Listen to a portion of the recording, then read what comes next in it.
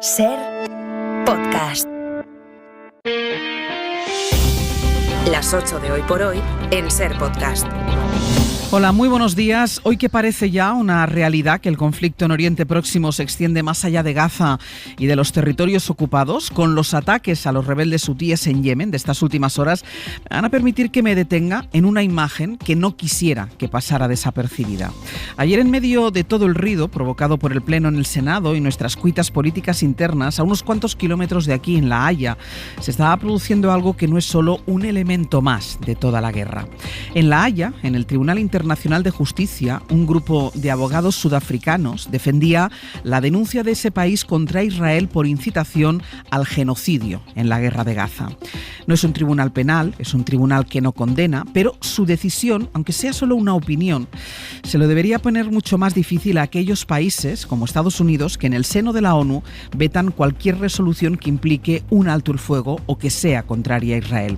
Dense cuenta que he dicho debería, porque deberían haber sido ya suficientes las imágenes y los testimonios de los gazatíes para ser conscientes de la brutal e incesante matanza de palestinos por parte de Israel. Y lo que pasó ayer en La Haya está además cargado de simbolismo, porque la mayoría de los abogados sudafricanos que participaban en esa audiencia eran negros. Ellos saben lo que es la aniquilación de derechos. Ellos fueron víctimas del apartheid y ahora son ellos los que alzan la voz contra el genocidio en Gaza. Es solidaridad, sí, pero sobre todo es un enorme respeto por la memoria. Ayer Sudáfrica representó la dignidad de todos aquellos que en el mundo alzan la voz contra el genocidio israelí. Expusieron los letrados los argumentos del por qué consideran genocidio lo que está haciendo Israel en la Franja de Gaza, los datos de víctimas, el patrón de conducta de Israel, destrucción de viviendas, de servicios sanitarios, daños físicos, psíquicos, y todo esto, y así lo destacan los abogados, grabado en imágenes que se han difundido al mundo entero. El primer genocidio en la historia, dijeron, en el que las víctimas retransmiten en vivo su propia destrucción en tiempo real, con la esperanza desesperada y vana de que el mundo haga algo. Sudáfrica sacando los colores a la paralizada comunidad internacional. Àngels Barceló. Y es la noticia de la madrugada que, como decimos, arrastra a esta guerra a un salto más. ¿Cuál será la magnitud del cambio al que asistimos en este momento? Está todavía por ver en las próximas horas, pero los aviones estadounidenses y británicos han despegado esta noche por primera vez para una gran operación militar en el Mar Rojo que incluye el respaldo de una decena de países. Washington y Londres lideran los bombardeos contra lo que señalan como posiciones de los rebeldes hutíes en Yemen. Alemania, Dinamarca, Países Bajos son solo algunos de los estados que apoyan la ofensiva que ya ha despertado el enfado de Irán y la preocupación de Arabia Saudí. Fernando Bayo, buenos días. Buenos días, sí, es una operación militar de envergadura por parte de Washington y Londres, con más de una decena de objetivos alcanzados en varios puntos de Yemen, desde los que los rebeldes hutíes presuntamente han lanzado en las últimas semanas decenas de ataques contra buques en el Mar Rojo. Son ataques ilegales e irresponsables, decía el miércoles el portavoz de Seguridad Nacional de la Casa Blanca, al tiempo que el Consejo de Seguridad de la ONU aprobaba una resolución ordenando a los hutíes cesar inmediatamente el hostigamiento al tráfico comercial y también a los buques militares occidentales desplegados en esa región. No dudaremos en seguir respondiendo a las agresiones estadounidenses, decía anoche el líder de los hutíes, que ha prometido que Washington pagará un alto precio por sus ataques de esta madrugada. Los rebeldes hutíes han recibido en las últimas horas el respaldo de su principal aliado regional, Irán, frente a unos bombardeos que, como decíamos, suponen una escalada significativa en un conflicto que amenaza con tornarse regional, precisamente lo que Joe Biden lleva meses tratando de evitar, que ese conflicto de Oriente Próximo se expanda más allá de la Franja de Gaza y de los territorios ocupados en Cisjordania. Seguiremos informando de esta operación a lo largo de la mañana. Gracias, Bayo. A ti. Los conflictos caen unos sobre otros mientras la comunidad internacional, decimos, intenta ajustar sus mecanismos de mediación. Sergio Soto, buenos días. ¿Qué tal, Ángeles? Buenos días. Ayer, a última hora, la Organización Mundial de la Salud consiguió entregar combustible y suministros médicos al norte de Gaza después de más de 2 semanas sin poder hacerlo. Y la cita del día va a estar en la Corte Internacional de Justicia, en la que hoy Israel responde a las acusaciones de Sudáfrica, una denuncia por genocidio que sostiene que existe una intención y un plan dirigido para eliminar a la población palestina. Pablo Morán, buenos días. Hola Ángels, buenos días. Israel va a defender hoy ante la Corte que sus acciones en Gaza son contra Hamás, no contra los civiles, y que es esa organización la que busca eliminar al Estado judío amparándose en los ataques del 7 de octubre, que provocaron, como sabéis, 1.200 muertos y 240 secuestrados. Pero lo que defendió ayer la delegación sudafricana es que realmente hay intención en Israel de ampliar la identidad de ese enemigo. Is rooted in the belief that in fact the enemy is not just the military wing of Hamas. Este abogado sudafricano detalló declaraciones de altos cargos israelíes que consideran que el enemigo no es solo el brazo armado de Hamas, sino toda la población palestina, y que esa es una incitación que termina calando entre los soldados. Esto al margen, claro está, de la cifra de víctimas, el desplazamiento de la población gazatí, la hambruna, la destrucción del territorio. The actions show a systematic pattern. El patrón de un genocidio, defendió esta otra abogada. Consideran que es el primer genocidio retransmitido en directo y en tiempo real al mundo. Israel rebatirá todo esto con el apoyo de Estados Unidos, que sigue sin ver base legal en este proceso. Se espera decisión de la Corte a finales de este mes. Pablo, luego seguimos. Hecho hasta ahora. Cada vez son más las voces que abiertamente señalan soluciones de las que Israel reniega. En las últimas horas, el rey Felipe VI ha defendido la creación de los dos estados. Ha sido en una conferencia junto a más de 100 embajadores españoles. Debemos seguir insistiendo también en que sin una solución política que pasa por el establecimiento del Estado palestino junto a Israel, no será posible parar este ciclo de violencia o impedir que se vuelva a repetir. Pues con la vista puesta en la crónica internacional, pero enseguida con todo lo demás. Vamos primero con el tiempo, que hoy empieza a hacer rebotar un poco las temperaturas, Jordi Carbó. Lo notaremos sobre todo durante las tardes del fin de semana y especialmente en Canarias. Ya ayer hizo calor durante la tarde, pero es que los próximos días, unos cuantos días además, el calor se traducirá en máximas, insistimos, en Canarias, alrededor de los 30 grados. En cambio, ahora mismo en la península, mucho frío, heladas especialmente significativas en Castilla y León, también en la Ibérica, con valores de -5 a -10 grados bajo cero en muchas poblaciones, pero como el día en general será soleado, durante la tarde este frío será mucho más amable que las últimas jornadas, y el fin de semana esperamos algunos chubascos, sobre todo en el noroeste de la península, pero en general igualmente sol y, como decíamos, temperaturas más altas. Hoy por hoy noticias. Ser podcast. Aquí en España el día pasa por la carpeta de dudas que se ha abierto a partir del acuerdo entre el Gobierno y Junts para lograr sacar adelante 2 de los 3 decretos que ha llevado el Gobierno al Parlamento esta semana. Las preguntas giran sobre todo en torno a la delegación de competencias en materia migratoria. Sobre este asunto se ha sumado la voz del lehendakari Íñigo Urkullu. Le recuerda al Ejecutivo sus compromisos con Euskadi y reclama lo mismo, las competencias en migración para el País Vasco. Que el Gobierno español y el Partido Socialista Obrero Español han adquirido un compromiso con el Partido Nacionalista Vasco, que tiene que ver, sí, quizás con lo que ayer el Gobierno español ha accedido ante Junts per Catalunya o ante Junts en cuanto a lo que pueda ser una política de migración que está contemplada en el Estatuto de Autonomía. Bueno, pues todavía no sabemos mucho, no sabemos nada concreto del acuerdo con Junts sobre esta materia, pero sí podemos apuntar algo acerca de, en primer lugar, cómo se puede hacer algo así, cuáles son los mecanismos, los precedentes, su viabilidad, porque Junts intenta inflar el acuerdo mientras el Gobierno lo rebaja. Guillermo Lerma, buenos días.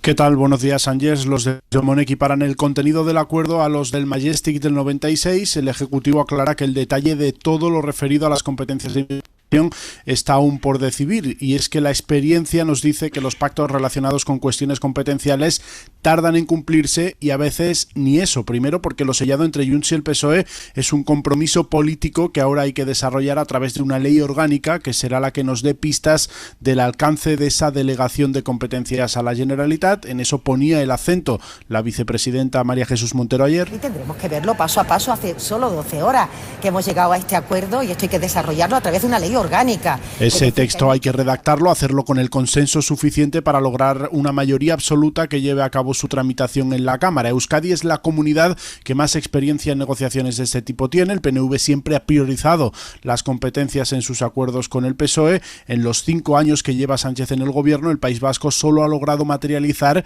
2 de los traspasos importantes pendientes. El de la gestión económica de la Seguridad Social está comprometido desde 2020 y aún se sigue sin cumplir. Seguimos y ampliamos en el abierto. Guille, gracias. Hasta luego. Hemos consultado también con juristas expertos en materia constitucional. A las comunidades corresponde solo gestionar la integración de los migrantes, la asistencia o los permisos de trabajo. No más, nos dicen. Aunque todo va a depender del texto del acuerdo que todavía no se conoce. Gemma Piñol es directora de políticas migratorias en InStrategies. Pensar que puede ir más allá de eso en cuestiones, por ejemplo, como el control de flujos o el acceso al territorio español, esto ya sí que sería poner en duda toda la construcción de una política de inmigración estatal y mirar que cualquier cosa que se decida no venga a abonar discursos xenófobos o nativistas que, como sabemos, lamentablemente se están extendiendo por muchas partes de Europa. Pues mientras el Gobierno agua la magnitud del acuerdo en este punto, como nos contaba Guille, Junts lo proyecta con declaraciones que incluso abren la puerta a expulsar a migrantes que reincidan al cometer delitos. Y a todo esto, quien gobierna ahora la Generalitat es Esquerra, que está al margen del acuerdo y que reacciona con una advertencia: cuidado con los discursos supremacistas. Pero es que además acabamos de confirmar que ayer el ministro Bolaños habló de este asunto con la consellera de Presidencia de la Generalitat, con Laura Vilagrà, para decir que Radio Barcelona, Sergi López, buen día. Hola, buen día. Pues más que para confirmar ninguna cuestión concreta, fue para aclarar que no hay nada concreto que se pueda afirmar en estos momentos sobre el traspaso de la competencia en inmigración. Los detalles de ese acuerdo, que se produjo contra las cuerdas el miércoles, se deberán desarrollar a partir de ahora, y eso es lo que comentó Félix Bolaños a la consellera. Pero Esquerra reclamó ayer que, como partido que está gobernando actualmente en Cataluña, quería tener noticias de primera mano, y la llamada se produjo antes de acabar el día en que Laura Vilagrà lo pidió. Pues volveremos también a esta noticia en El Abierto. Gracias, Sergi. A ti. Habrá otra manifestación contra la amnistía, la cuarta que convoca el PP desde septiembre, y contra los pactos del PSOE con el independentismo. Será a finales de este mes, dentro de una ofensiva que el PP ya ha anunciado antes otras veces y que quiere plantear en la calle, en el Parlamento y los tribunales. Va a presentar un recurso en el Constitucional para intentar tumbar el decreto ómnibus. Feijóo anunciaba así la concentración en Madrid contra, dijo, la extorsión al país. En una ofensiva política, social y judicial sin cuartel y sin descanso. Lo temíamos, pero ahora ya está probado que las cesiones serán ilimitadas durante la legislatura. Los malos días para nuestro país no han hecho más que empezar. La crisis de los pellets vuelve a dejar preguntas sobre el origen del vertido, hasta dónde ha llegado, cómo gestionarlo. Portugal investiga ahora los plásticos que han llegado a sus costas y aquí la Xunta intenta proteger a Alfonso Rueda a un mes de las elecciones. Ayer primera reunión con cierta concordia entre Xunta y Gobierno, primer protocolo de actuación de la Xunta para los voluntarios un mes después, y hoy vamos a escuchar a la vicepresidenta segunda de la Xunta de Galicia en el Parlamento. Radio Galicia, Ricardo Rodríguez, bodía. Bodía, el Partido Popular ha vetado la comparecencia del presidente de la Xunta para dar cuenta de la cuestionada gestión del gobierno gallego en esta crisis ambiental. Los conservadores han decidido que sea la número 3 de la Xunta, Ángeles Vázquez, quien comparezca esta mañana a las 12:15 en la Diputación Permanente, comparecencia que se produce después de que Xunta y Gobierno hayan rebajado un poco la tensión en las últimas horas, después del último choque entre ambas administraciones por el despliegue de medios para combatir la llegada de pellets a la costa.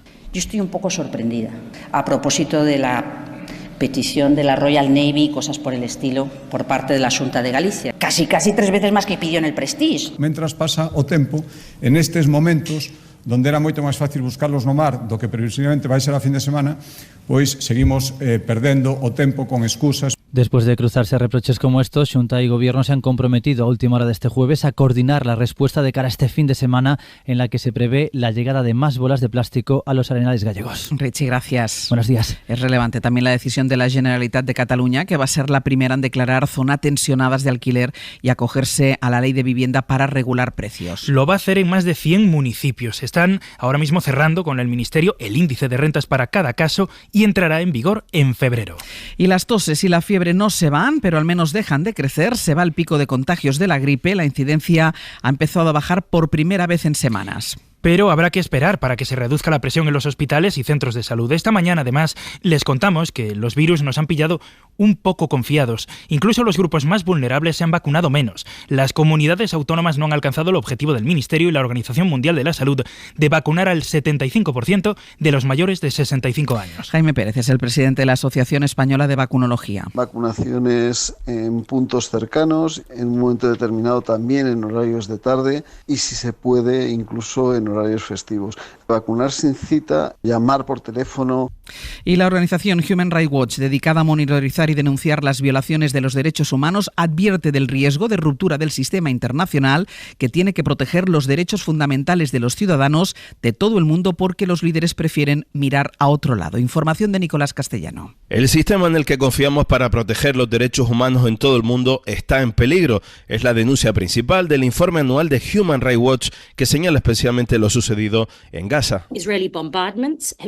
La directora ejecutiva de esta ONG, Tirana Hassan, señala que jamás cometió el 7 de octubre crímenes de guerra que son deleznables y condenables y que, sin embargo, Israel lo lleva cometiendo desde esa fecha sobre la franja y, sin embargo, los estados no lo condenan.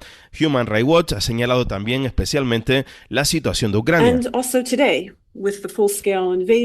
Desde allí, Rachel Denver, la relatora de Human Rights Watch para Ucrania, vuelve a recordar cómo cada día se siguen produciendo hostilidades entre Rusia y Ucrania y cómo siguen falleciendo civiles y soldados en el frente. La situación del sistema internacional de protección a los derechos humanos está cada vez más en peligro, según Human Rights Watch, porque sobre todo muchos estados incumplen esa carta de principios con total impunidad.